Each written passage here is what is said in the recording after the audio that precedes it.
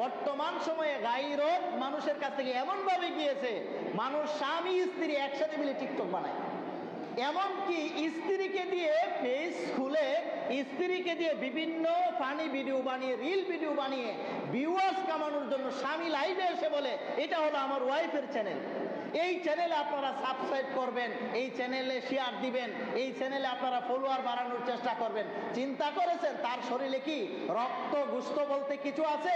আমি বলি, যেই পুরুষ তার বউকে, তার স্ত্রীকে ফেসবুকে এসে ভাইরাল করার চেষ্টা করে, ওই পুরুষের শরীরে মানুষের কোনো রক্ত নাই, তার শরীরে আছে শূকরের রক্ত, তার শরীরে আছে শৃগালের রক্ত, তার শরীরে আছে চতুষ্প জন্তুর রক্ত, কারণ সে দায়ু।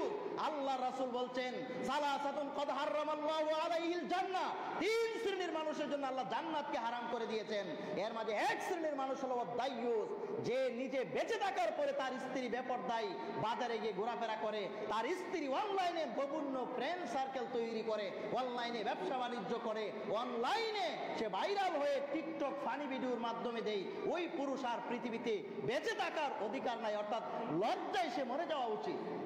কিন্তু সে নিজেকে বুক ফুলিয়ে আর গর্বের সহিত বলে, চিন্তা করেছেন তার গায়রত আর আত্মমর্যাদা কোথায় গিয়ে দাফন হয়েছে? এই বর্তমান সময় এগুলো সব কিন্তু দাফন হয়ে গেছে।